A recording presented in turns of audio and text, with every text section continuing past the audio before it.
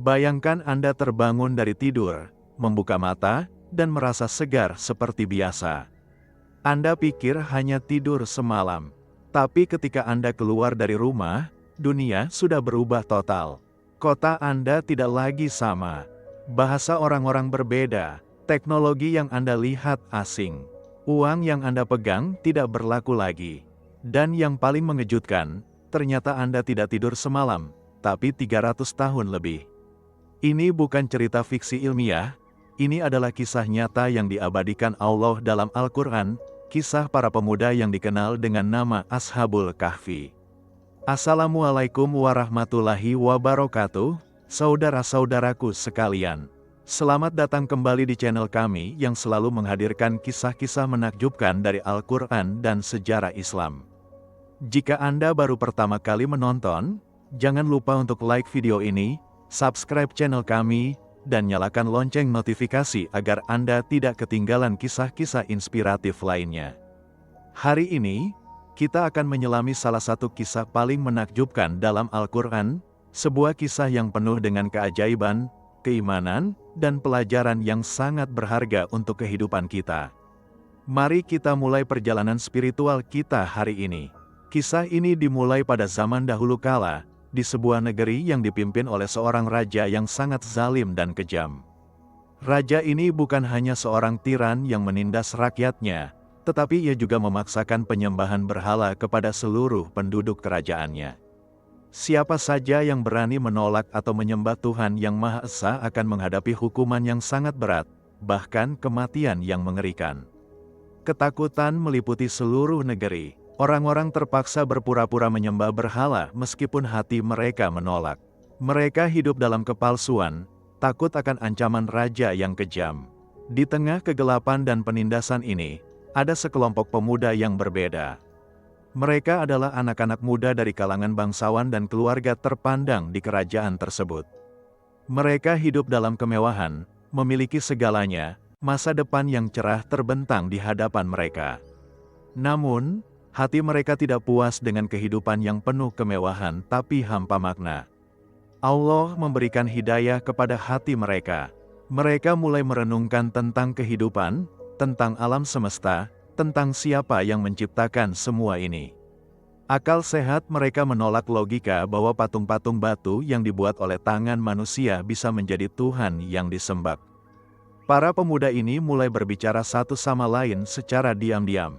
Mereka saling berbagi keraguan mereka tentang penyembahan berhala.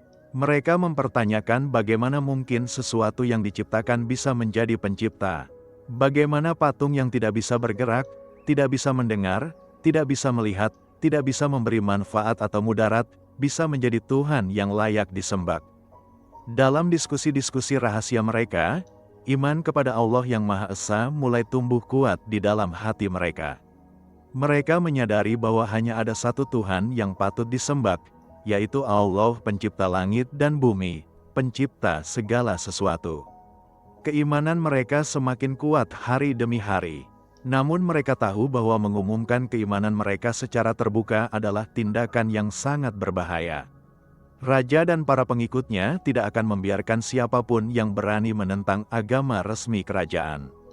Tapi iman sejati tidak bisa disembunyikan selamanya. Ada api yang menyala di dalam dada para pemuda ini, api kebenaran yang ingin mereka nyatakan kepada dunia. Suatu hari, salah seorang dari mereka berkata kepada yang lain, "Sampai kapan kita akan terus menyembunyikan keimanan kita? Jika kita benar-benar beriman kepada Allah, maka kita harus berani menyatakan kebenaran ini. Hidup dalam kepalsuan adalah pengkhianatan terhadap iman kita." Para pemuda lainnya setuju. Mereka semua merasakan hal yang sama. Mereka memutuskan bahwa mereka harus mengambil sikap tegas. Mereka harus meninggalkan kehidupan yang penuh kemewahan tapi penuh dengan kesyirikan ini. Maka mereka membuat rencana. Mereka sepakat untuk meninggalkan kota, meninggalkan keluarga mereka, meninggalkan semua kenyamanan dan kemewahan yang mereka miliki. Mereka memilih Allah di atas segalanya. Keputusan ini bukanlah keputusan yang mudah. Mereka tahu bahwa mereka akan meninggalkan orang tua yang mereka cintai, saudara-saudara mereka, teman-teman mereka, dan semua yang mereka kenal. Mereka akan menjadi buronan, dicari oleh raja dan tentaranya. Nyawa mereka dalam bahaya besar. Tapi cinta mereka kepada Allah lebih besar dari segala ketakutan. Pada suatu malam yang gelap, ketika seluruh kota tertidur, para pemuda ini secara diam-diam keluar dari rumah mereka masing-masing. Mereka telah sepakat untuk bertemu di suatu tempat di luar kota. Satu persatu mereka datang ke tempat pertemuan. Hati mereka berdebar-debar, campuran antara takut dan yakin. Ketika mereka semua berkumpul, mereka saling memandang. Tidak ada yang mengucapkan sepatah kata pun, tapi mata mereka berbicara. Mata mereka mengatakan bahwa mereka semua telah membuat pilihan yang sama. Pilihan untuk mengikuti kebenaran meskipun harus mengorbankan segalanya. Mereka mulai berjalan meninggalkan kota menuju ke arah pegunungan. Mereka tidak tahu kemana mereka akan pergi. Yang mereka tahu hanya bahwa mereka harus menjauh dari kota yang penuh dengan kesyirikan itu. Mereka berjalan di kegelapan malam, melewati jalan-jalan berbatu, mendaki bukit, melintasi lembah. Kaki mereka yang terbiasa dengan sandal mewah kini harus berjalan di atas tanah yang kasar. Tubuh mereka yang terbiasa dengan tempat tidur yang empuk kini harus merasakan kerasnya perjalanan.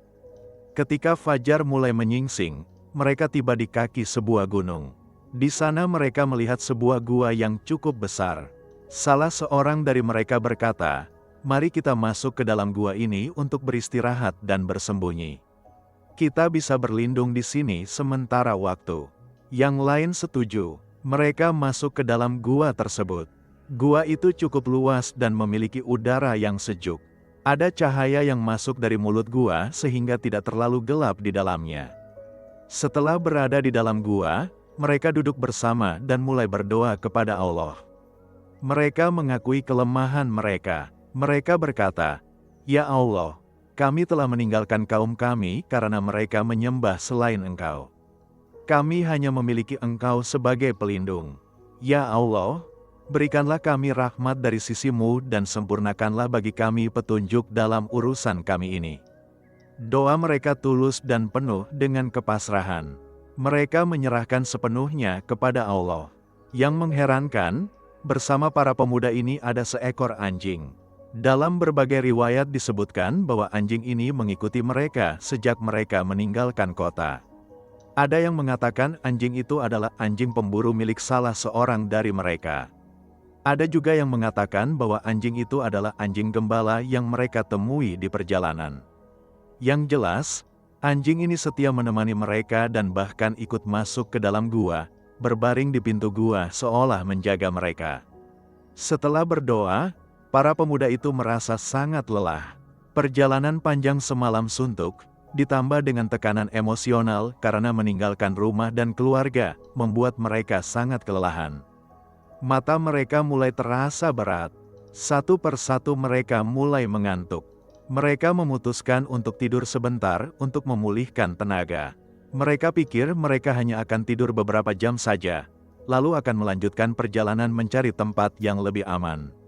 Namun, tanpa mereka sadari, Allah telah merencanakan sesuatu yang luar biasa untuk mereka. Ketika mereka mulai terlelap, Allah menjatuhkan tidur yang sangat nyenyak kepada mereka. Ini bukan tidur biasa. Ini adalah tidur yang dijatuhkan langsung oleh Allah, sebuah mukjizat yang akan mengubah nasib mereka. Mereka tertidur dengan sangat pulas, sangat dalam, hingga tidak ada yang bisa membangunkan mereka. Allah menutup telinga mereka, artinya, suara sekeras apapun tidak akan bisa membangunkan mereka. Bahkan jika ada guntur menggelegar atau tentara berbaris di depan gua, mereka tidak akan terbangun. Allah menghentikan proses penuaan pada tubuh mereka. Waktu seolah berhenti bagi mereka. Tidak ada perubahan pada tubuh mereka. Rambut mereka tidak tumbuh. Kuku mereka tidak memanjang. Tubuh mereka tidak membusuk. Mereka tertidur dalam keadaan seperti orang yang sedang tidur biasa. Tapi kenyataannya mereka dalam kondisi yang dijaga langsung oleh Allah. Matahari terbit dan terbenam, hari berganti hari, bulan berganti bulan, tahun berganti tahun. Tapi para pemuda itu tetap tertidur. Allah yang Maha Kuasa menjaga mereka. Allah mengatur posisi matahari sehingga cahayanya tidak langsung mengenai mereka. Ketika matahari terbit, cahayanya condong ke sebelah kanan gua. Ketika matahari terbenam, cahayanya condong ke sebelah kiri gua. Dengan demikian, tubuh mereka tidak terbakar oleh sinar matahari. Ini adalah pengaturan yang sangat detail dari Allah untuk menjaga hamba-hambanya yang beriman. Allah juga membolak-balikkan tubuh mereka secara berkala. Hal ini agar tubuh mereka tidak kaku atau rusak karena berbaring dalam posisi yang sama terlalu lama. Mereka berubah posisi dari kanan ke kiri, dari kiri ke kanan, tanpa sadar, semuanya diatur oleh Allah. Seekor anjing yang menemani mereka juga ikut tertidur di pintu gua, dengan kedua kaki depannya terbentang. Bahkan anjing ini pun dijaga oleh Allah, tertidur dengan tidur yang sama seperti para pemuda itu. Sementara itu, di kota yang mereka tinggalkan, kehebohan terjadi. Ketika keluarga-keluarga para pemuda itu menyadari bahwa anak-anak mereka hilang, mereka mulai mencari kemana-mana. Berita kehilangan para pemuda dari keluarga bangsawan ini sampai ke telinga raja. Raja yang kejam itu marah besar. Ia curiga bahwa para pemuda ini telah meninggalkan kota karena menolak menyembah berhala. Ia memerintahkan tentaranya untuk mencari mereka ke seluruh penjuru negeri. Tentara-tentara raja menyisir setiap sudut kota, setiap kampung, setiap jalan. Mereka mencari ke hutan-hutan, ke pegunungan, ke lembah-lembah. Tapi mereka tidak menemukan para pemuda itu. Allah menyembunyikan mereka dengan cara yang ajaib. Meskipun mungkin ada tentara yang lewat di dekat gua tersebut, mata mereka seperti tertutup sehingga tidak melihat gua itu atau tidak terpikir untuk masuk ke dalamnya. Allah melindungi para pemuda yang beriman itu dari kejaran musuh-musuh mereka. Waktu terus berjalan, raja yang kejam itu akhirnya meninggal. Kerajaan berganti pemimpin, generasi berganti generasi. Orang-orang yang dulu mengenal para pemuda itu sudah lama meninggal. Anak cucu mereka pun sudah meninggal. Bahkan cucu dari cucu mereka pun sudah meninggal. Kota itu mengalami banyak perubahan. Sistem pemerintahan berubah. Yang paling penting, agama dan kepercayaan masyarakat juga berubah. Setelah sekian lama, akhirnya kebenaran mulai menyebar di negeri itu. Orang-orang mulai meninggalkan penyembahan berhala dan kembali kepada tauhid, kepada penyembahan kepada Allah yang Maha Esa. Seorang raja yang saleh dan beriman naik tahta. Ia memimpin rakyatnya dengan adil dan mengajak mereka kepada jalan yang benar. Kota yang dulu penuh dengan berhala kini berubah menjadi kota yang penduduknya menyembah Allah. Tapi di masa ini, muncul sebuah perdebatan di antara penduduk kota. Perdebatan itu adalah tentang hari kebangkitan. Sebagian orang beriman bahwa akan ada hari kebangkitan, hari di mana semua manusia akan dibangkitkan dari kubur mereka untuk mempertanggungjawabkan amal perbuatan mereka. Tapi sebagian yang lain meragukan hal itu. Mereka berkata, bagaimana mungkin tubuh yang sudah hancur menjadi tanah bisa hidup kembali? Perdebatan ini menjadi perbincangan hangat di kalangan masyarakat. Allah yang Maha Bijaksana ingin memberikan tanda bukti kepada manusia tentang kekuasaannya untuk membangkitkan yang mati. Dan waktu untuk membangunkan para pemuda di dalam gua pun tiba. Setelah tertidur selama 309 tahun menurut perhitungan tahun Masehi atau 300 tahun menurut perhitungan tahun Hijriyah, tibalah saatnya Allah membangunkan mereka. Pada suatu pagi, salah seorang dari para pemuda itu mulai merasa kesadarannya kembali. Ia membuka matanya perlahan-lahan. Ia merasa segar, seperti habis tidur yang nyenyak dan cukup. Ia menggerakkan tubuhnya, meregangkan otot-ototnya. Ia melihat sekeliling dan melihat teman-temannya masih tertidur. Ia mulai membangunkan mereka satu persatu. Saudaraku, bangunlah, sudah pagi. Yang lain mulai terbangun. Mereka mengucek mata, menguap, dan duduk. Salah seorang dari mereka bertanya, berapa lama kita tidur? Yang lain menjawab, mungkin sehari atau setengah hari. Mereka tidak merasakan ada yang aneh. Bagi mereka, sepertinya mereka baru tidur semalam saja. Tubuh mereka masih sama, pakaian mereka masih sama, semuanya seperti tidak berubah. Mereka tidak tahu bahwa sebenarnya sudah berlalu 300 tahun lebih. Mereka mulai merasakan lapar, Perut mereka keroncongan. Salah seorang dari mereka berkata, "Kita perlu makanan. Aku sangat lapar." Yang lain setuju. Mereka berdiskusi tentang apa yang harus dilakukan. Akhirnya mereka memutuskan untuk mengirim salah seorang dari mereka ke kota untuk membeli makanan. Tapi mereka juga mengingatkan agar berhati-hati.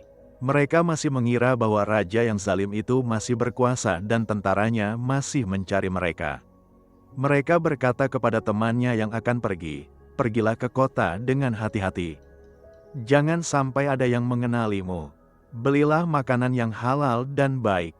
Bersikaplah lembut dan jangan menarik perhatian. Jangan sampai ada yang tahu tentang keberadaan kita. Jika mereka menemukan kita, mereka akan membunuh kita atau memaksa kita kembali kepada agama mereka." Pemuda yang ditugaskan itu mengangguk. Ia mengambil uang yang mereka bawa dari rumah dahulu. Ia bersiap-siap untuk pergi ke kota. Dengan hati-hati, pemuda itu keluar dari gua. Ia berjalan menyusuri jalan setapak menuju kota. Dalam perjalanannya, ia mulai merasa ada yang aneh. Jalan yang ia lalui seperti berbeda. Ada pohon-pohon besar yang ia tidak ingat ada di sana sebelumnya. Ada jalan-jalan baru yang tidak ada sebelumnya. Tapi ia tidak terlalu memikirkannya. Ia pikir mungkin ia salah ingat atau mungkin ia mengambil jalan yang berbeda. Ketika ia tiba di pinggiran kota, keheranannya semakin besar. Kota itu terlihat sangat berbeda. Bangunan-bangunannya berbeda. Bentuk rumah-rumah berbeda dari yang ia ingat. Bahkan suasana kota terasa berbeda. Ia mulai memasuki kota dengan hati-hati. Ia berjalan di antara orang-orang yang lalu lalang. Ia mendengar percakapan mereka. Anehnya, bahasa yang mereka gunakan sedikit berbeda. Ada kata-kata baru yang ia tidak pernah dengar sebelumnya. Ada logat yang berbeda. Ia semakin bingung tapi ia tetap melanjutkan perjalanannya. Ia mencari pasar untuk membeli makanan. Ketika ia tiba di pasar, ia melihat para pedagang berjualan berbagai macam makanan. Ia mendekati salah satu pedagang dan berkata, "Aku ingin membeli roti dan makanan." Pedagang itu tersenyum dan bertanya, "Berapa banyak yang kamu mau?" Pemuda itu mengatakan jumlah yang ia inginkan. Pedagang itu mengambilkan makanan dan menyerahkannya kepadanya. Pemuda itu mengeluarkan uang yang ia bawa dari kantongnya dan memberikannya kepada pedagang. Tapi ketika pedagang itu melihat uang tersebut, wajahnya berubah. Ia memandang uang itu dengan heran. Ia membalik-balikkan uang itu, memeriksanya dengan seksama. Kemudian ia memandang pemuda itu dengan tatapan curiga. "Dari mana kamu dapat uang ini?" tanya pedagang itu. Pemuda itu menjawab dengan polos, "Ini uangku." "Kenapa memangnya?" Pedagang itu berkata, "Uang ini adalah uang kuno. Uang ini adalah uang yang digunakan ratusan tahun yang lalu pada zaman raja yang dulu. Dari mana kamu mendapatkan uang ini? Apakah kamu menemukan harta karun?" Pemuda itu semakin bingung. Ia tidak mengerti apa yang dibicarakan oleh pedagang itu. "Ratusan tahun yang lalu," katanya dalam hati. "Apa maksudnya? Ini adalah uang yang baru aku bawa dari rumah kemarin." Keributan mulai terjadi. Pedagang itu memanggil orang-orang lain. "Lihat, anak muda ini membawa uang kuno. Pasti ia menemukan harta karun." Orang-orang mulai berkumpul. Mereka semua memandang pemuda itu dengan penasaran. Mereka melihat uang yang dibawanya. Mereka semua setuju bahwa uang itu adalah uang yang sangat tua. Uang yang berasal dari zaman yang sudah lama berlalu. Pemuda itu semakin panik. Ia tidak mengerti apa yang terjadi. Ia merasa seperti berada di dunia yang asing. Semua orang memandangnya aneh. Semua orang berbicara tentang hal-hal yang tidak ia mengerti. Ia mulai mundur perlahan, ingin meninggalkan kerumunan itu. Tapi orang-orang mengikutinya. Mereka penasaran, siapa anak muda ini? Dari mana ia mendapatkan uang kuno itu? Akhirnya, berita tentang pemuda dengan uang kuno sampai kepada penguasa kota. Penguasa itu memerintahkan agar pemuda itu dibawa ke hadapannya. Beberapa pengawal datang dan membawa pemuda itu dengan hormat ke istana. Pemuda itu sangat ketakutan. Ia pikir ia akan dihukum. Ia pikir raja yang zalim itu akan membunuhnya karena ia adalah salah satu pemuda yang melarikan diri dahulu. Tapi ketika ia tiba di istana, ia melihat pemandangan yang sangat berbeda dari apa yang ia bayangkan. Istana itu berbeda dari istana yang ia ingat. Raja yang duduk di singgasana adalah orang yang tidak ia kenal. Dan yang paling mengejutkan, di dalam istana itu ia tidak melihat berhala-berhala yang biasa dipajang di mana-mana pada zaman raja yang lama. Sebaliknya, ia melihat kaligrafi dan simbol-simbol keimanan kepada Allah. Raja yang saleh itu menyambut pemuda itu dengan ramah. Ia berkata, "Jangan takut, nak. Kami tidak akan menyakitimu. Kami hanya ingin tahu, siapa kamu dan dari mana kamu mendapatkan uang kuno itu? Ceritakanlah kepada kami." Pemuda itu masih gemetar. Ia berkata, "Wahai raja, aku dan teman-temanku adalah pemuda yang melarikan diri dari kota ini karena kami beriman kepada Allah dan menolak menyembah berhala. Kami melarikan diri dari raja yang zalim dan tentaranya. Kami bersembunyi di sebuah gua di gunung. Kami tertidur di sana, dan baru kemarin kami terbangun. Aku dikirim untuk membeli makanan. Uang ini adalah uang yang aku bawa dari rumahku." Raja dan orang-orang yang ada di sana terkejut mendengar cerita itu. Raja berkata, "Nak, raja yang zalim yang kamu maksud sudah meninggal ratusan tahun yang lalu. Uang yang kamu bawa adalah uang yang digunakan pada zamannya. Kamu tidak tidur semalam, kamu tidur selama ratusan tahun." Pemuda itu tidak percaya. Ia berkata, "Tidak mungkin. Kami baru tidur semalam saja. Teman-temanku masih menungguku di gua." Raja berkata, "Baiklah, mari kita pergi ke gua itu. Kita akan melihat teman-temanmu." Maka berangkatlah raja bersama para pembesar kerajaan, para ulama, dan rakyat banyak mengikuti pemuda itu menuju ke gua. Rombongan yang sangat besar itu berjalan menuju ke gunung tempat gua tersebut berada. Pemuda yang membeli makanan itu memimpin jalan. Ia masih tidak percaya dengan apa yang dikatakan orang-orang itu. Ia masih berpikir bahwa teman-temannya ada di gua, menunggunya untuk kembali dengan makanan. Ketika mereka tiba di gua, pemuda itu masuk terlebih dahulu.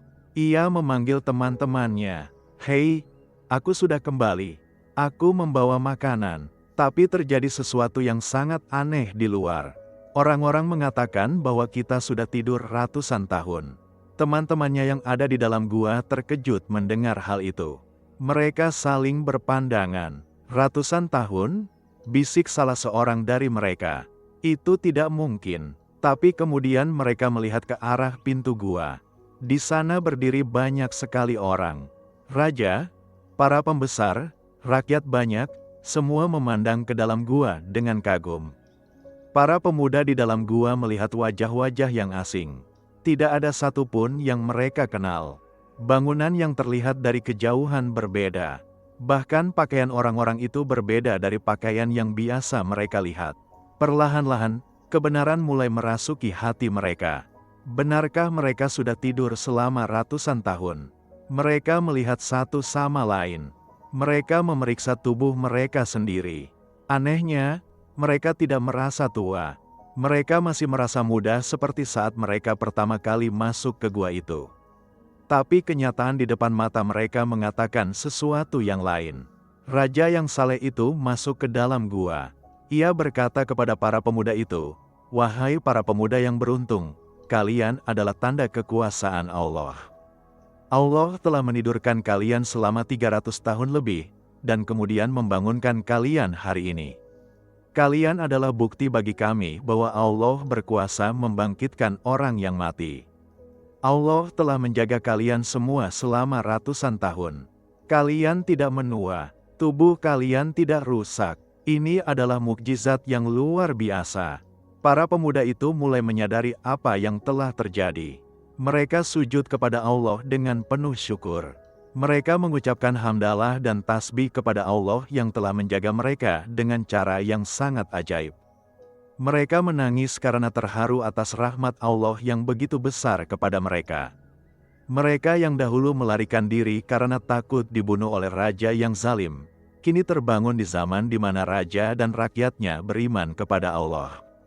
Allah telah mengabulkan doa mereka. Ketika mereka berdoa meminta rahmat dan petunjuk, Allah memberikan rahmat yang tidak pernah mereka bayangkan sebelumnya. Allah menyelamatkan mereka dengan cara yang sangat unik. Allah tidak membuat mereka bertarung melawan raja yang zalim. Allah tidak membuat mereka hijrah ke negeri lain. Tapi Allah menjadikan mereka tertidur dan memindahkan mereka melintasi waktu, ke masa di mana kebenaran telah menang. Berita tentang para pemuda di dalam gua menyebar ke seluruh negeri. Orang-orang datang berbondong-bondong untuk melihat mukjizat Allah ini. Mereka yang meragukan hari kebangkitan kini mendapat bukti nyata. Jika Allah berkuasa menjaga tubuh para pemuda ini selama ratusan tahun dalam keadaan yang sempurna, tentu Allah berkuasa membangkitkan semua manusia di hari kiamat nanti. Para ulama dan cendekiawan mencatat kisah ini. Mereka mendokumentasikan setiap detail yang diceritakan oleh para pemuda itu. Mereka ingin generasi-generasi selanjutnya mengetahui mukjizat besar ini. Raja yang saleh itu juga memerintahkan untuk membangun sebuah bangunan atau masjid di atas gua tersebut sebagai peringatan dan tempat ibadah. Namun takdir Allah untuk para pemuda itu belum selesai. Setelah beberapa waktu berada di tengah-tengah masyarakat baru, setelah menyaksikan perubahan besar yang terjadi di dunia, setelah melihat bahwa misi mereka untuk menegakkan tauhid telah terwujud meskipun mereka tidak melakukannya secara langsung, Allah memutuskan untuk mengambil kembali ruh mereka. Para pemuda itu kembali ke gua yang telah menjadi tempat perlindungan mereka. Mereka berdoa kepada Allah, mengucap syukur atas semua nikmat yang telah diberikan. Mereka meminta kepada Allah agar mengambil nyawa mereka dalam keadaan beriman. Dan Allah mengabulkan permintaan mereka. Satu persatu, ruh mereka dicabut dengan cara yang paling tenang dan damai. Mereka wafat di dalam gua yang sama, di tempat yang sama di mana mereka pernah tertidur ratusan tahun yang lalu. Ketika orang-orang mengetahui bahwa para pemuda itu telah wafat, seluruh negeri berduka. Tapi itu adalah duka cita yang bercampur dengan rasa kagum dan syukur. Mereka telah menyaksikan mukjizat Allah yang luar biasa. Mereka telah bertemu dengan orang-orang yang dipilih Allah untuk menunjukkan tanda kekuasaannya. Para pemuda itu dimakamkan dengan penuh kehormatan, dan gua tersebut menjadi tempat yang dimuliakan oleh penduduk setempat. Sekarang, mari kita renungkan lebih dalam tentang pelajaran-pelajaran berharga dari kisah yang menakjubkan ini. Kisah Ashabul Kahfi bukan sekadar cerita tentang mukjizat tidur ratusan tahun. Ini adalah kisah tentang keimanan, keberanian, pengorbanan, dan kasih sayang Allah yang tak terbatas kepada hamba-hambanya yang beriman.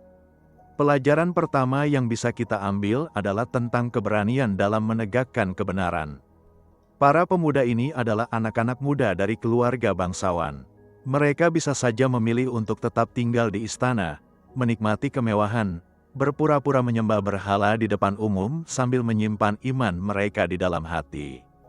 Banyak orang yang mengambil jalan kompromi seperti ini. Mereka berdalih bahwa yang penting adalah iman di dalam hati, sementara tindakan lahiriah tidak terlalu penting. Tapi para pemuda Ashabul Kahfi menolak jalan kompromi ini. Mereka memahami bahwa iman yang sejati harus dinyatakan, bukan hanya disimpan di dalam hati. Iman yang sejati menuntut konsistensi antara keyakinan hati dan tindakan nyata. Mereka tidak mau hidup dalam kemunafikan, di mana mulut mereka mengucapkan satu hal tapi hati mereka meyakini hal yang lain. Mereka memilih untuk jujur kepada diri mereka sendiri, jujur kepada Allah, meskipun pilihan itu berarti meninggalkan segala kenyamanan dan menghadapi bahaya besar. Keberanian seperti ini sangat relevan untuk kita hari ini. Di zaman modern ini, kita mungkin tidak menghadapi ancaman fisik seperti yang dihadapi oleh para pemuda Ashabul Kahfi. Tapi kita menghadapi tantangan yang berbeda. Kita hidup di tengah masyarakat yang seringkali nilai-nilainya bertentangan dengan nilai-nilai Islam. Kita menghadapi tekanan sosial untuk menyesuaikan diri, untuk berkompromi dengan prinsip-prinsip kita, untuk menyembunyikan identitas keislaman kita agar diterima oleh masyarakat. Kisah Ashabul Kahfi mengajarkan kita untuk berani tampil beda, berani menegakkan kebenaran meskipun kita sendirian. Pelajaran kedua adalah tentang kekuatan doa dan tawakal kepada Allah. Ketika para pemuda itu masuk ke dalam gua, mereka tidak memiliki rencana yang jelas. Mereka tidak tahu apa yang akan terjadi besok. Mereka tidak tahu apakah mereka akan selamat atau tertangkap. Mereka tidak tahu bagaimana mereka akan mendapatkan makanan. Mereka hanya tahu satu hal, bahwa mereka harus meninggalkan kaum yang menyembah selain Allah, dan mereka menyerahkan urusan mereka sepenuhnya kepada Allah. Doa mereka sangat sederhana tapi sangat tulus. Ya Allah, berikanlah kami rahmat dari sisi-Mu dan sempurnakanlah bagi kami petunjuk dalam urusan kami. Mereka tidak meminta hal-hal yang spesifik. Mereka tidak meminta agar Allah menghancurkan musuh mereka. Mereka tidak meminta agar Allah segera mengubah keadaan. Mereka hanya meminta rahmat dan petunjuk. Mereka menyerahkan segalanya kepada kebijaksanaan Allah. Dan Allah mengabulkan doa mereka dengan cara yang tidak pernah mereka bayangkan. Ini mengajarkan kita tentang pentingnya tawakal. Tawakal bukan berarti pasrah tanpa usaha. Para pemuda itu telah berusaha dengan meninggalkan kota dan mencari tempat berlindung. Tapi setelah berusaha, mereka menyerahkan hasil dari usaha mereka kepada Allah. Mereka percaya sepenuhnya bahwa Allah akan mengatur yang terbaik untuk mereka. Dan memang itulah yang terjadi. Allah memberikan yang terbaik dengan cara yang paling ajaib. Pelajaran ketiga adalah tentang kehormatan yang diberikan Allah kepada orang-orang yang beriman. Allah tidak hanya melindungi para pemuda itu, tapi Allah juga mengangkat derajat mereka. Nama mereka diabadikan dalam Al-Quran. Kisah mereka diceritakan kepada seluruh umat manusia hingga akhir zaman. Jutaan bahkan miliaran orang di seluruh dunia dan sepanjang sejarah mengenal kisah mereka, terinspirasi oleh keimanan mereka, dan berdoa untuk mereka. Ini adalah kehormatan yang luar biasa. Bayangkan, para pemuda yang pada awalnya adalah buronan, yang harus bersembunyi di gua, yang dianggap sebagai pengkhianat oleh masyarakat pada zaman mereka, kini menjadi teladan bagi seluruh umat manusia. Allah mengangkat derajat mereka jauh melampaui apa yang bisa mereka bayangkan. Ini membuktikan janji Allah dalam Al-Quran bahwa barang siapa yang meninggalkan sesuatu karena Allah, maka Allah akan menggantikannya dengan yang lebih baik. Pelajaran keempat adalah tentang mukjizat dan kekuasaan Allah yang tidak terbatas. Kisah Ashabul Kahfi penuh dengan mukjizat. Mukjizat tidur selama ratusan tahun tanpa makan dan minum. Mukjizat tubuh yang tidak membusuk, tidak berubah, tetap segar seperti orang yang baru tidur. Mukjizat pengaturan matahari sehingga cahayanya tidak mengenai mereka secara langsung. Mukjizat pembalikan posisi tubuh mereka secara berkala. Semua ini adalah hal-hal yang mustahil menurut hukum alam, tapi sangat mungkin bagi Allah yang menciptakan hukum alam itu sendiri. Mukjizat-mukjizat ini mengingatkan kita bahwa Allah tidak terikat oleh hukum-hukum alam yang kita kenal. Allah adalah pencipta alam semesta. Allah yang menetapkan hukum gravitasi, hukum fisika, hukum biologi. Dan Allah berkuasa untuk melakukan hal-hal yang berada di luar hukum-hukum tersebut ketika Allah menghendakinya. Ini seharusnya menguatkan iman kita tentang hari kebangkitan. Jika Allah berkuasa menjaga tubuh para pemuda itu selama ratusan tahun, tentu Allah berkuasa membangkitkan semua manusia dari kubur mereka di hari kiamat. Pelajaran kelima adalah tentang hikmah di balik setiap peristiwa yang Allah tentukan. Pada awalnya, mungkin para pemuda itu tidak mengerti mengapa mereka harus mengalami penderitaan.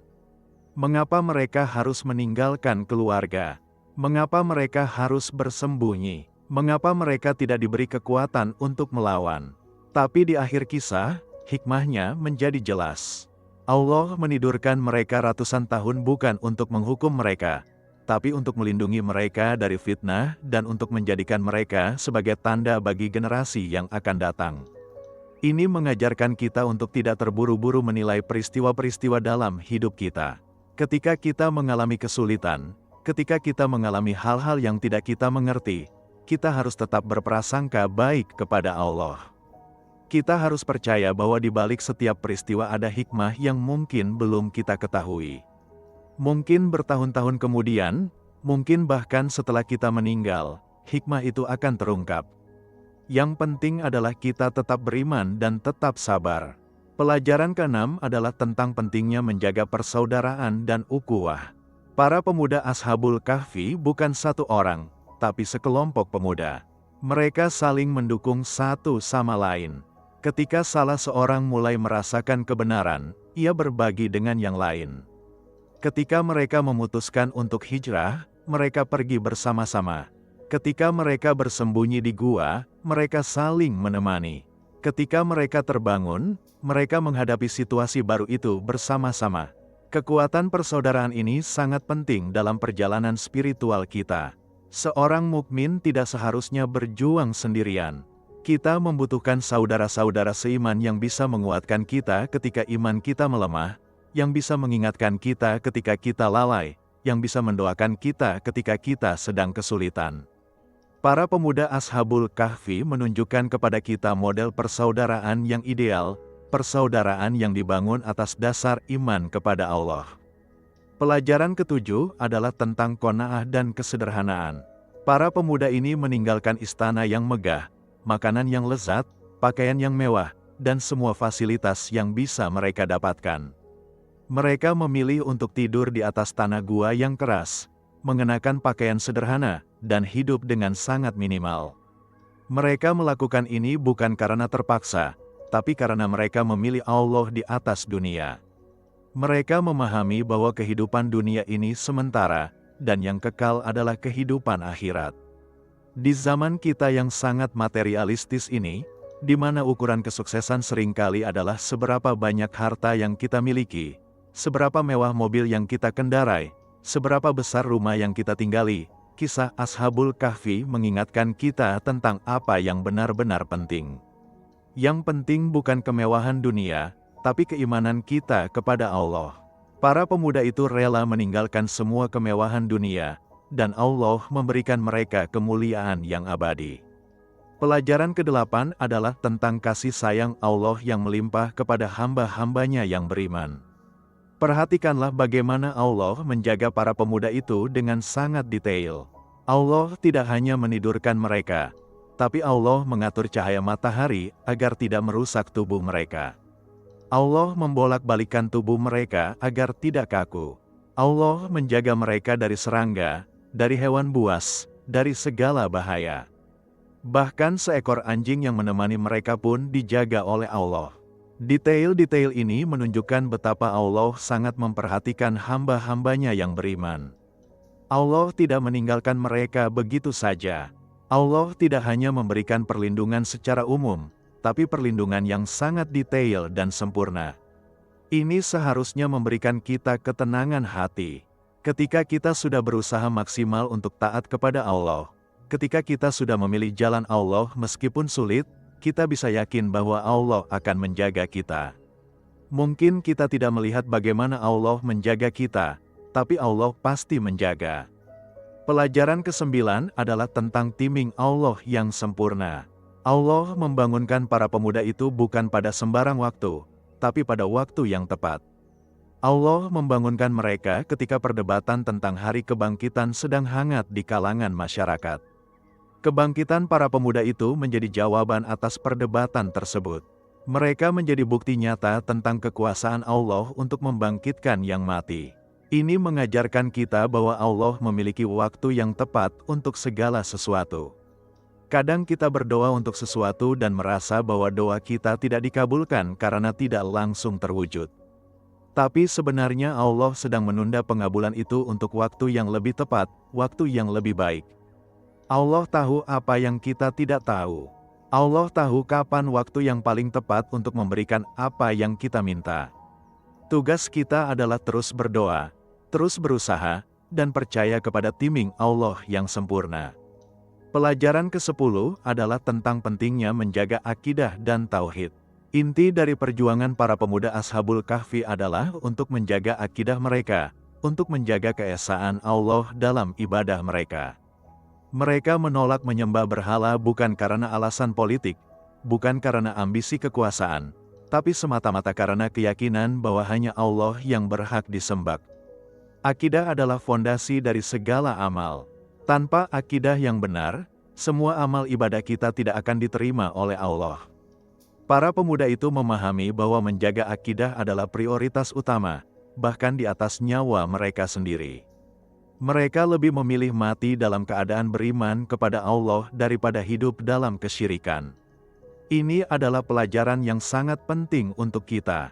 Di zaman modern ini, ada banyak pemikiran-pemikiran yang bisa merusak akidah kita. Ada paham-paham yang mencoba mencampur-adukan Islam dengan kepercayaan lain. Ada ide-ide yang mencoba merelatifkan kebenaran.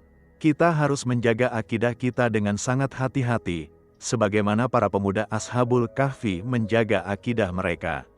Sekarang mari kita lihat beberapa detail menarik lainnya dari kisah ini yang mungkin tidak banyak diketahui orang. Pertama, tentang jumlah para pemuda. Al-Quran tidak menyebutkan secara pasti berapa jumlah mereka. Allah menyebutkan dalam surah Al-Kahfi bahwa orang-orang berbeda pendapat tentang jumlah mereka. Ada yang mengatakan 3 orang ditambah anjing mereka, ada yang mengatakan 5 ditambah anjing, ada yang mengatakan 7 ditambah anjing. Allah kemudian mengatakan bahwa Allah lah yang paling tahu tentang jumlah mereka.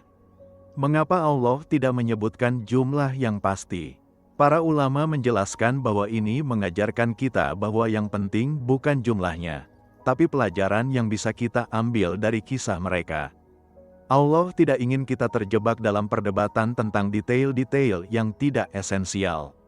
Yang penting adalah kita mengambil hikmah dari kisah ini.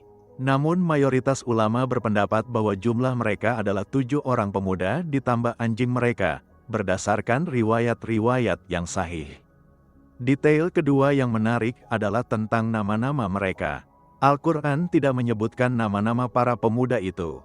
Dalam literatur Islam klasik, ada beberapa riwayat yang menyebutkan nama-nama mereka, tapi riwayat-riwayat itu berasal dari sumber-sumber Israiliyat yang tidak bisa kita pastikan kebenarannya. Beberapa sumber menyebut nama-nama seperti Maksalmina, Maksolina, Maslinina, Marnusi, Dabarnus, Shazanius, dan Kafestatayus. Tapi sekali lagi, kita tidak bisa memastikan kebenaran nama-nama ini. Yang jelas adalah bahwa Allah dengan sengaja tidak menyebutkan nama-nama mereka dalam Al-Quran. Ini mungkin untuk mengajarkan kita bahwa yang penting bukan siapa orangnya, tapi apa yang mereka lakukan. Kisah ini bukan tentang memuliakan individu-individu tertentu, tapi tentang memuliakan keimanan dan ketaatan kepada Allah. Siapapun yang mengikuti jejak mereka, yang memiliki keimanan seperti mereka, yang berani berjuang untuk tauhid seperti mereka, maka dia juga akan mendapatkan kemuliaan dari Allah.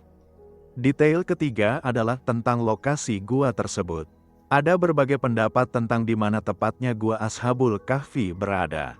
Sebagian ulama mengatakan di wilayah yang sekarang menjadi Turki. Ada yang mengatakan di Yordania.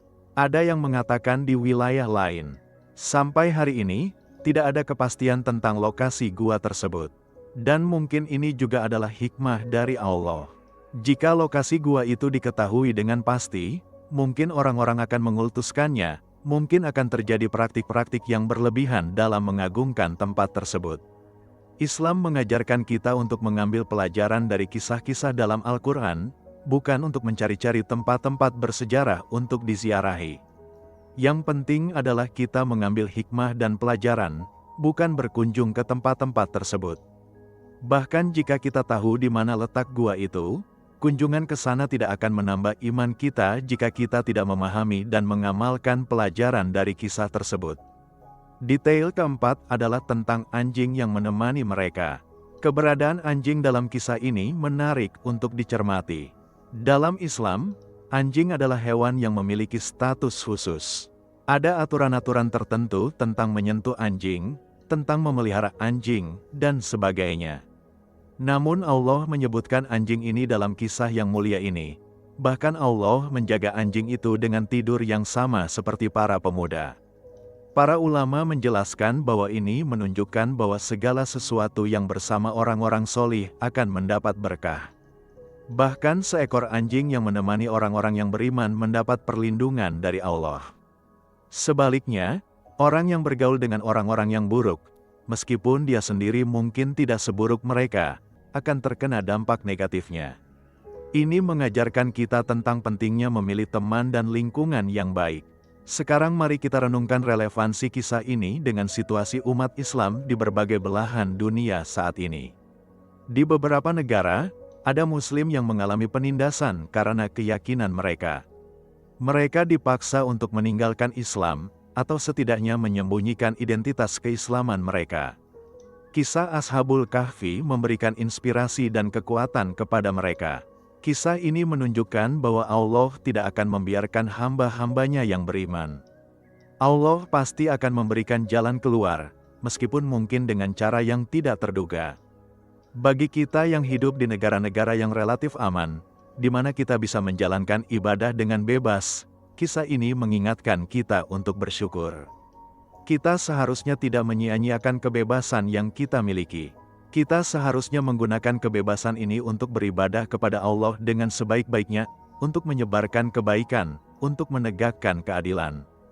Jangan sampai kita lebih lemah imannya daripada para pemuda Ashabul Kahfi, padahal mereka menghadapi ancaman kematian sementara kita hidup dalam kebebasan. Kisah ini juga relevan dengan tantangan yang dihadapi generasi muda Muslim saat ini. Di era globalisasi dan media sosial ini, anak-anak muda dihadapkan pada berbagai macam pemikiran, ideologi, dan gaya hidup yang kadang bertentangan dengan nilai-nilai Islam.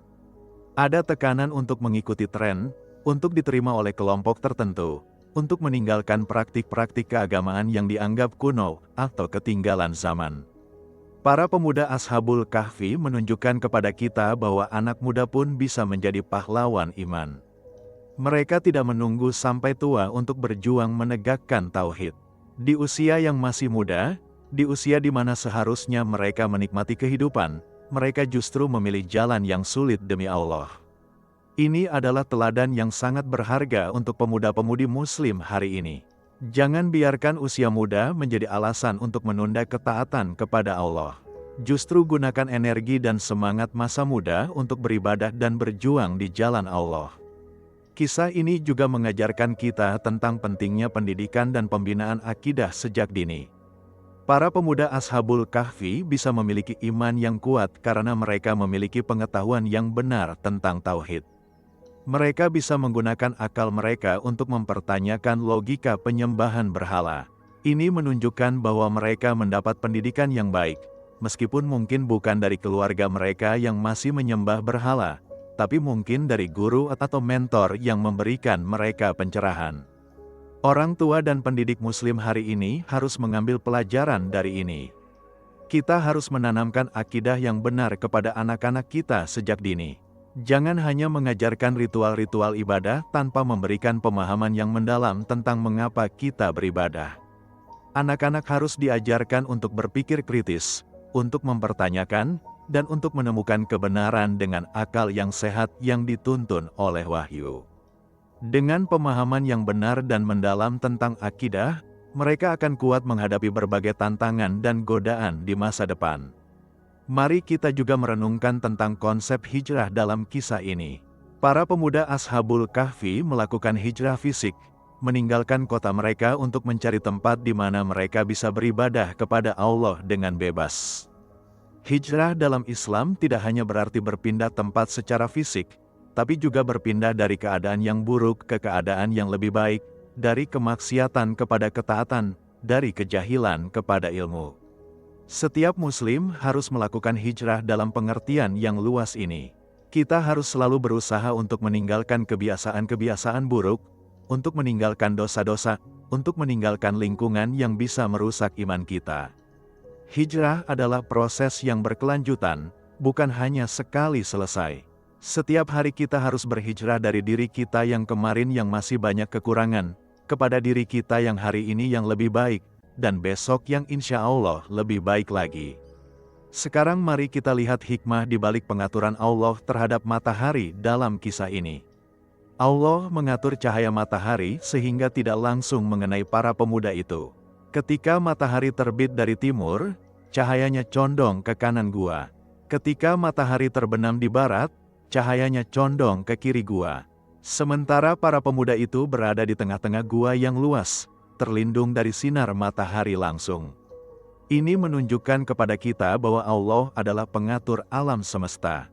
Matahari yang sangat besar itu, yang menurut ilmu pengetahuan modern berdiameter sekitar 109 kali diameter bumi, yang jaraknya sekitar 150 juta kilometer dari bumi, diatur oleh Allah untuk kepentingan beberapa pemuda yang tertidur di sebuah gua kecil. Ini menunjukkan betapa mulianya orang-orang yang beriman di sisi Allah. Seluruh alam semesta ini diciptakan Allah dan diatur Allah untuk kepentingan manusia, khususnya manusia yang beriman dan bertakwa. Hikmah lainnya adalah tentang pembalikan posisi tidur mereka. Allah membolak-balikan tubuh mereka dari kanan ke kiri dan sebaliknya. Dalam ilmu kedokteran modern, kita tahu bahwa berbaring dalam satu posisi terlalu lama bisa menyebabkan luka tekan atau bed sores, bisa menyebabkan gangguan peredaran darah, dan berbagai masalah kesehatan lainnya. Allah yang Maha Mengetahui tentu tahu akan hal ini sejak awal. Maka Allah mengatur agar tubuh mereka berubah posisi secara berkala untuk menjaga kesehatan mereka. Ini adalah bukti bahwa sains dan agama tidak bertentangan. Justru sains modern mengkonfirmasi apa yang sudah disebutkan dalam Al-Quran ribuan tahun yang lalu. Bagi orang-orang yang beriman, penemuan-penemuan sains justru menambah kekaguman mereka terhadap kesempurnaan Al-Quran dan kebesaran Allah. Sekarang mari kita bayangkan perasaan para pemuda itu ketika mereka terbangun dan menyadari bahwa mereka telah tertidur ratusan tahun. Bayangkan shock yang mereka rasakan. Bayangkan kebingungan, ketakutan, dan kehilangan yang mereka alami. Semua orang yang mereka kenal sudah meninggal. Orang tua mereka, saudara-saudara mereka, teman-teman mereka, semua sudah tiada. Dunia yang mereka kenal sudah berubah total. Mereka seperti orang asing di negeri sendiri. Namun yang menakjubkan adalah bahwa mereka tidak larut dalam kesedihan. Mereka tidak menyalahkan Allah. Mereka tidak merasa bahwa Allah tidak adil kepada mereka. Sebaliknya, mereka tetap bersyukur. Mereka tetap beriman. Mereka memahami bahwa semua ini adalah bagian dari rencana Allah yang sempurna. Mereka menerima takdir Allah dengan penuh kepasrahan dan ridha. Ini mengajarkan kita tentang sikap yang benar ketika menghadapi musibah atau kejadian-kejadian yang sulit kita pahami. Kita harus tetap berprasangka baik kepada Allah. Kita harus percaya bahwa Allah tidak akan memberikan cobaan yang melebihi kemampuan kita. Kita harus yakin bahwa di balik setiap kesulitan ada kemudahan, di balik setiap ujian ada hikmah. Dengan sikap seperti ini, insya Allah kita akan bisa melewati setiap cobaan dalam hidup dengan tabah dan tetap dalam lindungan Allah. Kisah Ashabul Kahfi juga mengajarkan kita tentang pentingnya ilmu dan pemahaman yang benar. Ketika pemuda yang pergi ke kota membawa uang kuno, orang-orang di kota langsung mengenali bahwa itu adalah uang yang sangat tua. Ini menunjukkan bahwa masyarakat pada waktu itu memiliki pengetahuan tentang sejarah. Mereka mempelajari masa lalu mereka. Mereka tidak melupakan sejarah. Umat Islam juga harus mempelajari sejarah. Sejarah adalah guru yang baik. Dengan mempelajari sejarah, kita bisa belajar dari kesalahan-kesalahan masa lalu. Kita bisa mengambil pelajaran dari pengalaman orang-orang sebelum kita. Kisah-kisah dalam Al-Quran adalah bagian dari sejarah yang harus kita pelajari. Allah menceritakan kisah-kisah ini bukan sekadar untuk menghibur kita, tapi untuk memberikan pelajaran kepada kita.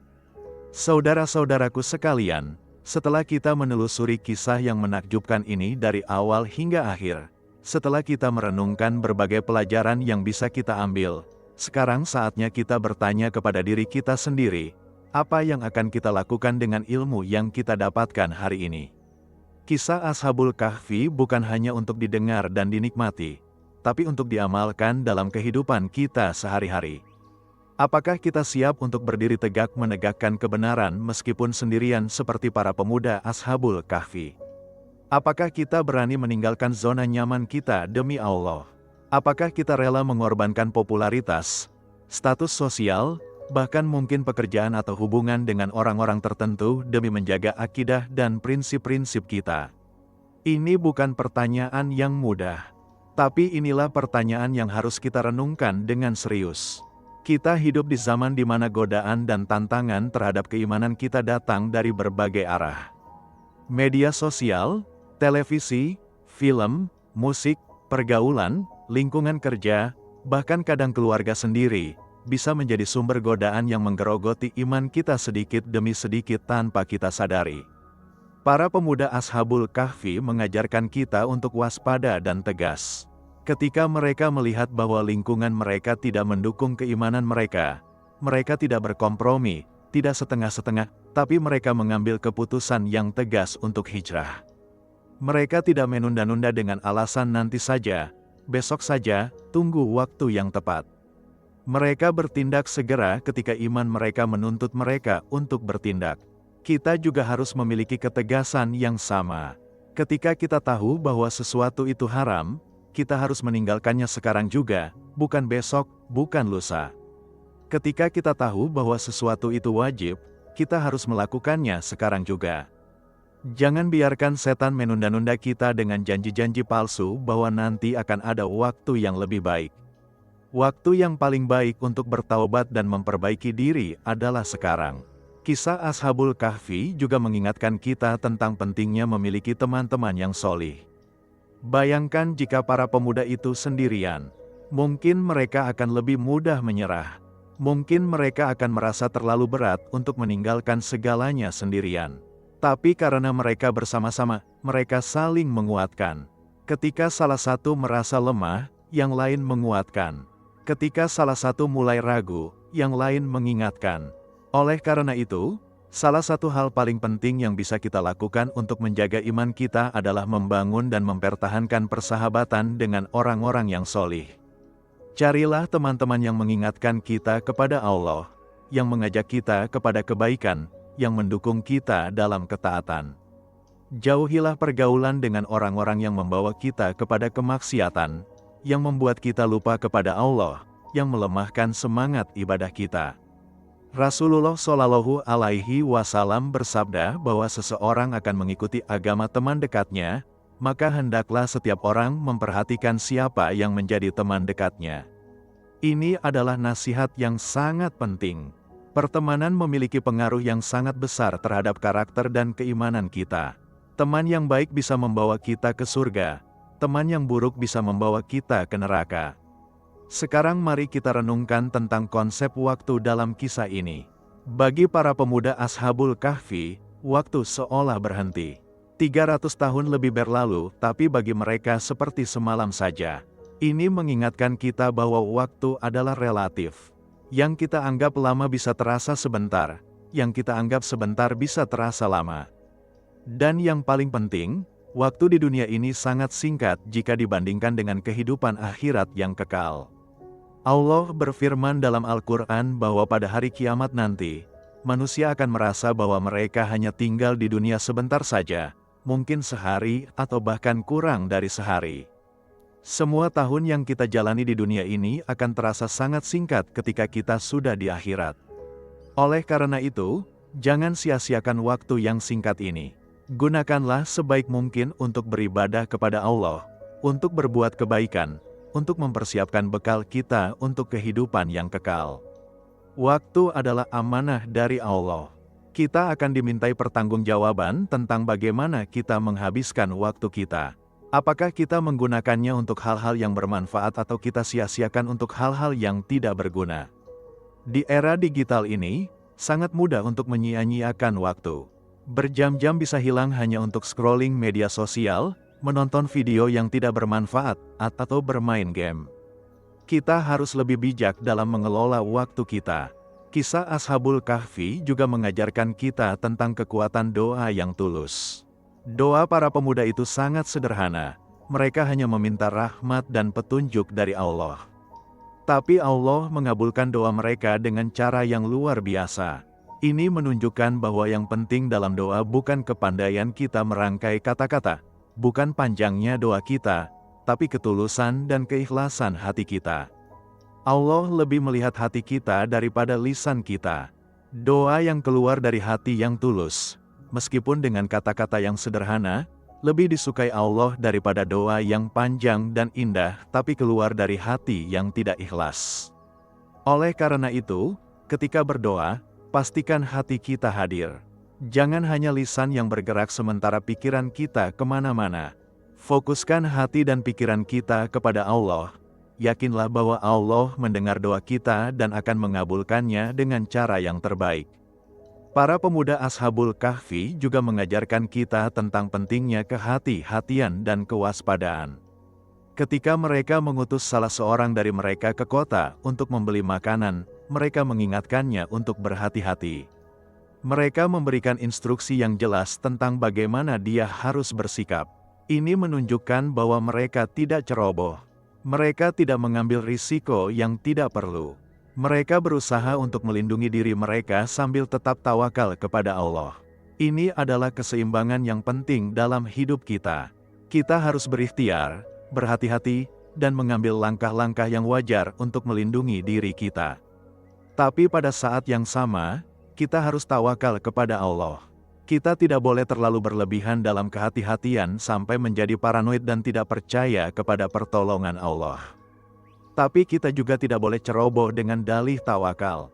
Tawakal yang benar adalah tawakal setelah berikhtiar. Sekarang mari kita bayangkan bagaimana reaksi masyarakat ketika mereka mengetahui tentang para pemuda Ashabul Kahfi. Mereka pasti sangat terkejut dan kagum. Mereka melihat langsung bukti kekuasaan Allah yang luar biasa. Ini pasti sangat menguatkan iman mereka. Bagi mereka yang sebelumnya meragukan hari kebangkitan, keraguan mereka hilang. Mereka menjadi yakin bahwa Allah benar-benar berkuasa membangkitkan orang mati. Ini mengingatkan kita bahwa Allah kadang menunjukkan tanda-tanda kekuasaannya kepada manusia untuk menguatkan iman mereka. Di zaman para nabi, mukjizat-mukjizat besar ditunjukkan.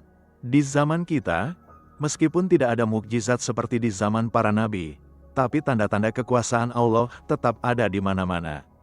Alam semesta ini penuh dengan tanda-tanda kebesaran Allah bagi orang-orang yang mau berpikir dan merenungkan. Lihatlah penciptaan langit dan bumi. Lihatlah pergantian siang dan malam.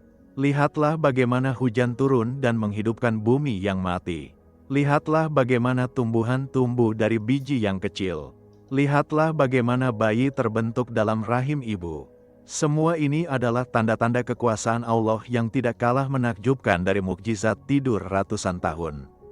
Tapi sayangnya, karena kita melihatnya setiap hari, kita menjadi terbiasa dan tidak lagi merasa kagum. Kita harus melatih diri kita untuk selalu bersyukur dan mengagumi ciptaan Allah. Ketika kita melihat matahari terbit di pagi hari, renungkanlah betapa sempurnanya sistem tata surya kita. Ketika kita melihat bulan di malam hari, renungkanlah bagaimana Allah mengatur orbitnya dengan sempurna. Ketika kita melihat burung terbang di langit, renungkanlah bagaimana Allah memberikan mereka kemampuan untuk terbang. Dengan merenungkan tanda-tanda kekuasaan Allah seperti ini, iman kita akan semakin kuat. Kisah Ashabul Kahfi diabadikan dalam surah Al-Kahfi, surah yang sangat istimewa dalam Al-Quran. Rasulullah Shallallahu Alaihi Wasallam menganjurkan umatnya untuk membaca surah Al-Kahfi setiap hari Jumat. Beliau bersabda bahwa barang siapa membaca surah Al-Kahfi pada hari Jumat, maka akan ada cahaya yang meneranginya di antara dua Jumat. Dalam hadits lain disebutkan bahwa barang siapa membaca surah Al-Kahfi pada hari Jumat akan dilindungi dari fitnah Dajjal. Mengapa surah ini begitu istimewa? Para ulama menjelaskan bahwa surah Al-Kahfi mengandung perlindungan dari 4 macam fitnah besar. Pertama, fitnah dalam agama yang diceritakan dalam kisah Ashabul Kahfi. Kedua, fitnah harta yang diceritakan dalam kisah pemilik 2 kebun. Ketiga, fitnah ilmu yang diceritakan dalam kisah Nabi Musa dengan Khidir. Keempat, fitnah kekuasaan yang diceritakan dalam kisah Zulkarnain. Dengan membaca dan merenungkan kisah-kisah dalam surah ini, insya Allah kita akan terlindungi dari fitnah-fitnah tersebut. Oleh karena itu, jangan hanya membaca surah Al-Kahfi seperti membaca Quran, membaca dengan tergesa-gesa tanpa merenungkan maknanya. Bacalah dengan tartil, dengan pelan, sambil merenungkan artinya. Ambillah pelajaran dari setiap kisah yang diceritakan. Terapkanlah pelajaran-pelajaran tersebut dalam kehidupan kita sehari-hari. Dengan demikian, bacaan kita akan benar-benar bermanfaat dan memberikan perlindungan kepada kita. Sekarang, saudara-saudaraku sekalian, kita telah sampai di penghujung perjalanan kita menelusuri kisah menakjubkan para pemuda Ashabul Kahfi. Kita telah melihat bagaimana keimanan mereka yang teguh, keberanian mereka yang luar biasa, dan pengorbanan mereka yang besar. Kita telah melihat bagaimana Allah melindungi dan memuliakan mereka dengan cara yang sangat ajaib. Kita telah mengambil berbagai pelajaran berharga yang sangat relevan untuk kehidupan kita. Pertanyaannya sekarang adalah, apa yang akan kita lakukan setelah mendengar kisah ini? Apakah kita hanya akan menjadikannya sebagai kisah yang menarik untuk didengar, lalu kita lupakan dan kembali kepada rutinitas kita yang biasa? Atau kita akan menjadikannya sebagai inspirasi untuk mengubah hidup kita menjadi lebih baik? Pilihan ada di tangan kita. Mari kita mulai dengan hal-hal kecil. Mari kita perbaiki hubungan kita dengan Allah. Jika kita belum salat 5 waktu dengan tertib, mulailah dari sekarang. Jika kita belum membaca Al-Quran secara rutin, mulailah meluangkan waktu setiap hari untuk membaca dan merenungkan ayat-ayat Allah. Jika kita masih terlibat dalam dosa-dosa tertentu, bertaubatlah kepada Allah dan tinggalkanlah dosa-dosa tersebut. Jangan menunda-nunda lagi. Mari kita juga perbaiki hubungan kita dengan sesama manusia. Jika ada yang pernah kita sakiti, mintalah maaf kepadanya. Jika ada hak orang lain yang masih kita pegang, kembalikanlah kepada pemiliknya. Jika ada hubungan yang terputus, sambung kembali. Jika ada orang yang membutuhkan bantuan kita, bantulah semampu kita. Ingatlah bahwa amal kepada sesama manusia juga merupakan bentuk ibadah kepada Allah. Mari kita juga perbaiki akhlak kita. Para pemuda Ashabul Kahfi bukan hanya kuat imannya, tapi juga mulia akhlaknya. Mereka saling menghormati, saling mendukung, rendah hati, dan memiliki adab yang baik. Kita juga harus berusaha memperbaiki akhlak kita. Bersikaplah jujur dalam setiap ucapan kita. Bersikaplah amanah dalam setiap tanggung jawab yang dipercayakan kepada kita. Bersikaplah sabar dalam menghadapi cobaan. Bersikaplah syukur atas segala nikmat yang Allah berikan. Ingatlah bahwa hidup di dunia ini sangat singkat. Kita tidak tahu kapan ajal kita akan datang. Mungkin hari ini, mungkin besok, mungkin tahun depan, hanya Allah yang tahu. Yang pasti adalah bahwa ajal pasti akan datang. Dan ketika ajal datang, tidak ada lagi kesempatan untuk bertaubat, tidak ada lagi kesempatan untuk memperbaiki diri. Oleh karena itu, pergunakanlah setiap hari yang Allah berikan kepada kita untuk mendekatkan diri kepadanya. Jadikanlah kisah Ashabul Kahfi sebagai pengingat bagi kita. Setiap kali kita merasa berat untuk melakukan kebaikan, ingatlah pengorbanan para pemuda itu. Mereka meninggalkan istana demi gua, meninggalkan kemewahan demi kesederhanaan, meninggalkan keluarga demi Allah. Jika mereka bisa melakukan itu, kenapa kita tidak bisa melakukan hal-hal yang jauh lebih ringan seperti bangun untuk salat subuh, puasa sunnah, atau bersedekah?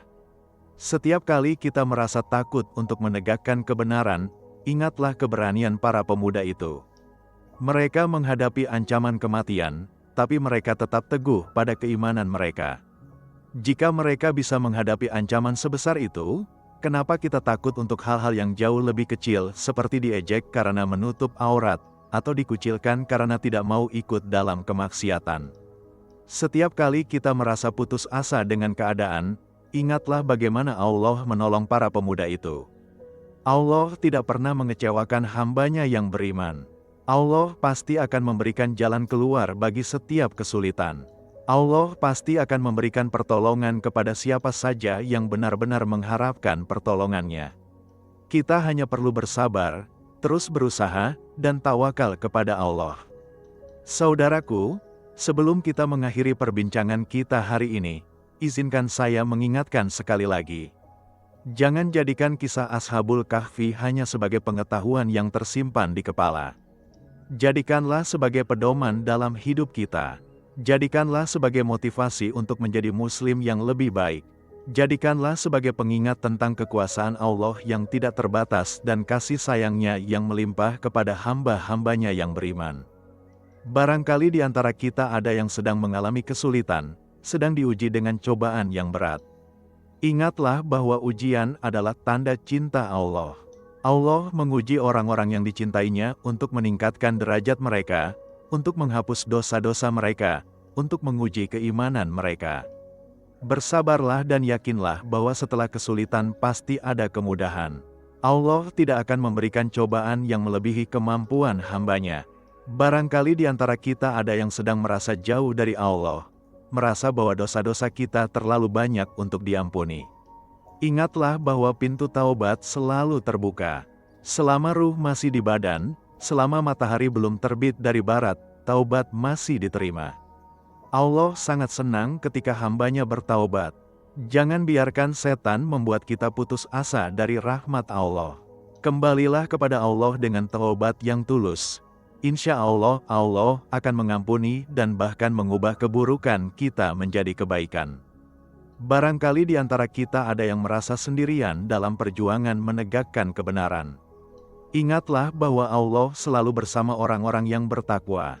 Meskipun secara fisik kita mungkin sendirian, tapi kita tidak pernah benar-benar sendirian karena Allah selalu bersama kita.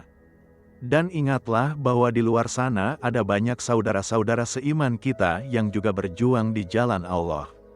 Carilah mereka, bergabunglah dengan mereka, dan saling menguatkan dalam kebaikan. Saudara-saudaraku, kisah Ashabul Kahfi adalah salah satu dari ribuan kisah menakjubkan yang ada dalam Al-Quran dan Sunnah. Setiap kisah mengandung pelajaran yang sangat berharga. Oleh karena itu, jangan berhenti di sini. Teruslah belajar, teruslah mencari ilmu. Bacalah Al-Quran dengan tadabur. Pelajarilah tafsir untuk memahami maknanya yang mendalam. Pelajarilah hadis-hadis Rasulullah. Pelajarilah sirah nabawiyah dan kisah para sahabat. Semua itu adalah sumber inspirasi dan petunjuk untuk hidup kita. Dan jika kalian menyukai konten seperti ini, jangan lupa untuk like video ini agar lebih banyak orang yang bisa mendapatkan manfaat dari kisah-kisah inspiratif ini. Subscribe channel kami dan nyalakan lonceng notifikasi agar kalian tidak ketinggalan video-video selanjutnya. Share video ini kepada keluarga, teman, dan orang-orang terkasih kalian. Siapa tahu dengan sharing ini, kalian bisa menjadi sebab hidayah bagi mereka. Dan ingatlah bahwa barang siapa yang menunjukkan kepada kebaikan, maka dia akan mendapatkan pahala seperti pahala orang yang melakukannya. Akhirnya, marilah kita berdoa bersama-sama. Ya Allah, kami bersyukur kepadamu atas kisah para pemuda Ashabul Kahfi yang telah Engkau abadikan dalam Al-Quran. Ya Allah, berikanlah kami keimanan yang teguh seperti keimanan mereka. Berikanlah kami keberanian untuk menegakkan kebenaran seperti keberanian mereka. Berikanlah kami keteguhan untuk tidak berkompromi dalam akidah kami. Ya Allah, lindungilah kami dari segala fitnah, fitnah yang nampak maupun yang tersembunyi. Lindungilah kami dari fitnah Dajjal. Matikanlah kami dalam keadaan beriman kepadamu. Kumpulkanlah kami di hari kiamat bersama para nabi, para sidikin, para syuhada, dan orang-orang solih. Ya Allah, ampunilah dosa-dosa kami, dosa kedua orang tua kami, dan dosa kaum muslimin dan muslimat. Ya Allah, berikanlah rahmat dan perlindungan-Mu kepada kami semua. Demikianlah saudara-saudaraku, kisah lengkap tentang Ashabul Kahfi, para pemuda yang ditidurkan Allah selama ratusan tahun. Semoga kisah ini memberikan inspirasi dan kekuatan kepada kita semua untuk menjadi muslim yang lebih baik. Semoga kita bisa mengambil pelajaran dan mengamalkannya dalam kehidupan kita. Semoga kita semua termasuk dalam golongan hamba-hamba Allah yang beriman, bertakwa, dan beramal solih. Wassalamualaikum warahmatullahi wabarakatuh.